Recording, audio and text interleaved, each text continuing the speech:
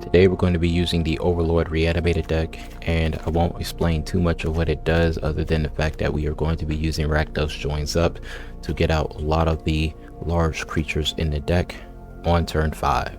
It is a very consistent deck, despite seeing that you look at the average mana curve is 3.8.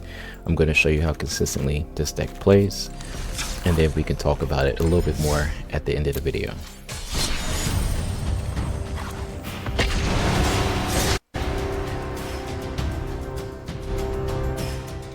This is an alchemy based deck because I play only on arena and I like to get the most out of playing an arena, which means you do have to use the alchemy cards, so that way you get to use special cards built for the video game version of Magic.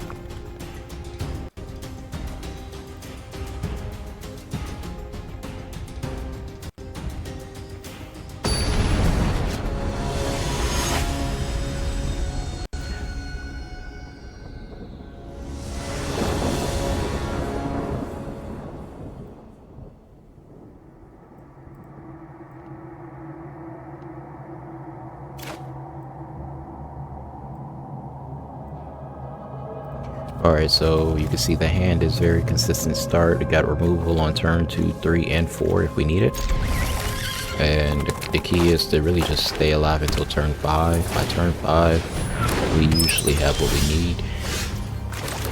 There are annoying decks like this bat deck here that can slow you down if they pull the right card out of your hand with the turn 2 black bat. Hopefully they don't have that. If they have something else with lifesteal, it'll be perfect. We'll get rid of that.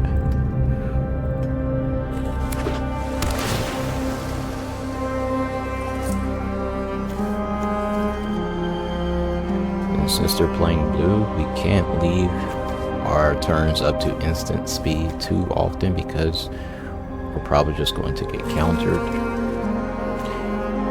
Something like Trumpeting Carnosaur, we could get away with it because this is an effect, and it's a little bit harder for people to be prepared to counter effects than it is to counter an actual spell.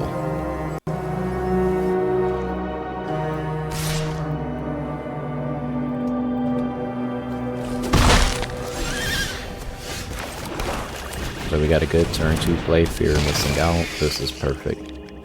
We'll drop a Trumpeting Carnosaur into the grave for another Trumpeting Carnosaur.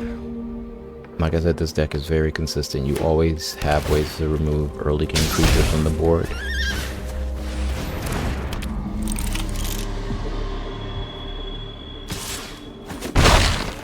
We're going to use Trumpeting Carnosaur. Actually, we need to put a little bit more pressure on them, so we have to do this.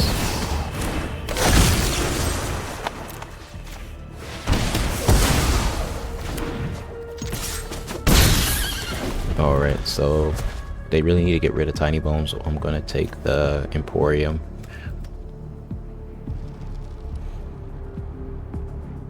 I could use the Taken by Nightmare to scry for 2. No one uses this card, but it synergizes well with a lot of the new enchantments from the newest set because you're almost guaranteed to scry if you're playing a creature.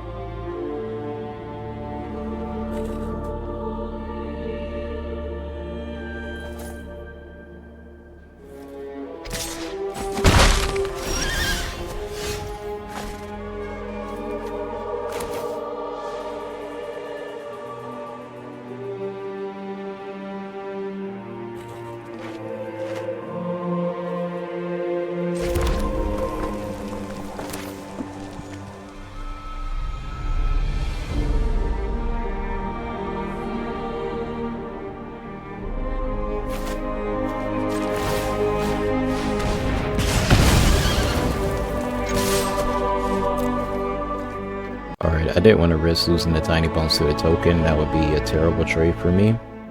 So instead, I just have to go with this play for now.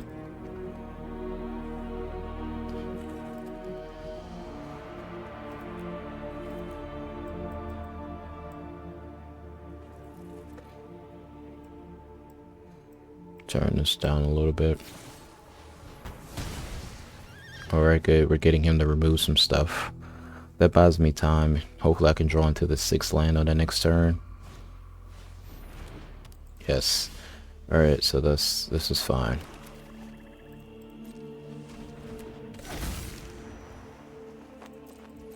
Alright, so we're at instant speed now. And hopefully they play a creature. I won't be able to get the scry.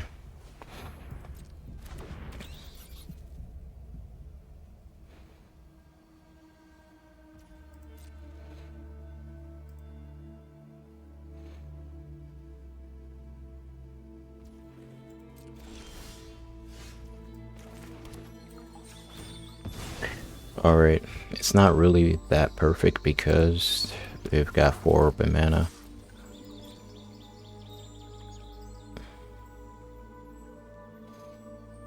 Hopefully he does not block this, so I could get some free pressure.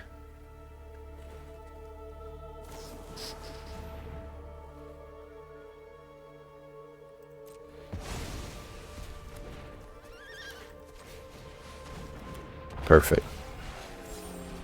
Yes, Cruel Claw. A lot of pressure there. Yes, so he has to respond to the board. He can do a board wipe and that's fine. Because I doubt he'd have any big comeback card left.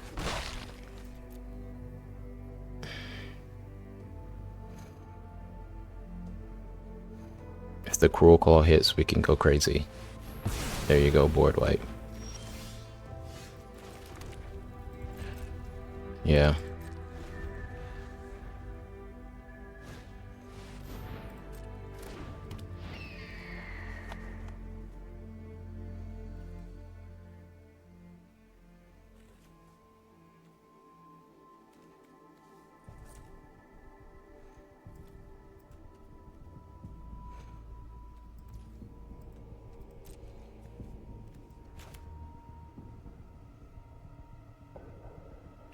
Well, this is our last ditch. Hopefully we top deck something.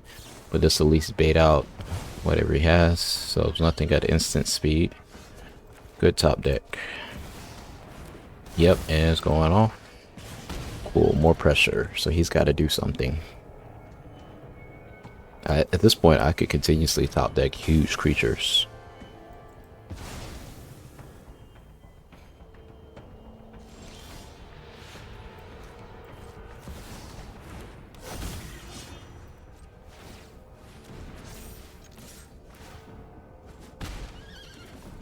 Alright, we're keeping pressure on the board.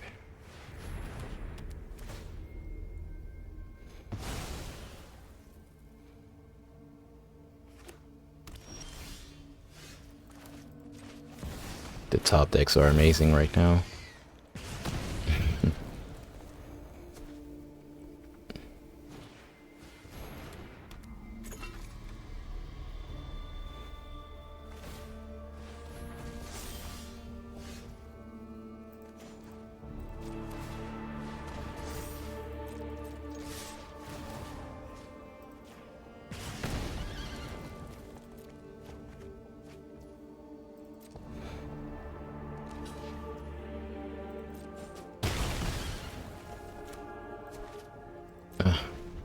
I should have kept the tiny bones because I can take so much from the grave with that tiny bones.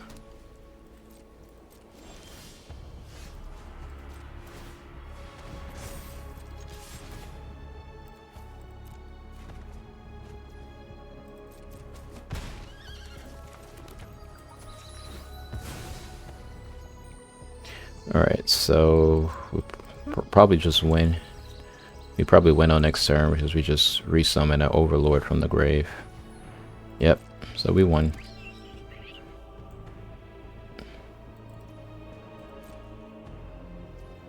Yeah, if you didn't have any counter spells, there's no way to stop us.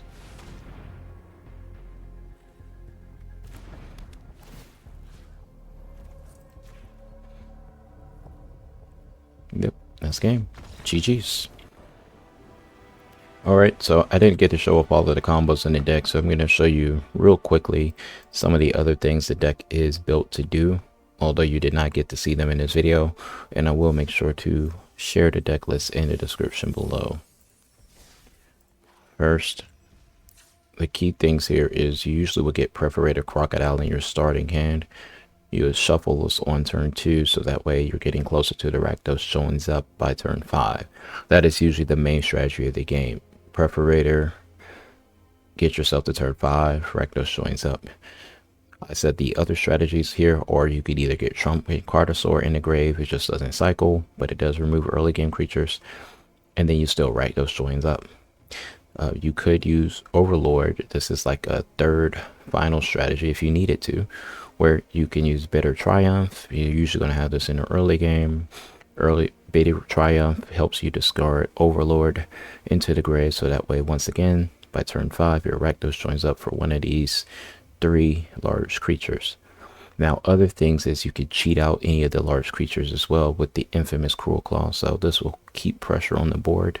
Something like Tiny Bones and infamous Cruel Claw will have early game pressure, making it where they do need to try to remove your stuff while you're trying to survive until turn 5. So I may play some more games with this deck. It depends on if you do want to see more and see how it runs, but this is the deck that I'm playing in Rank Alchemy for this month.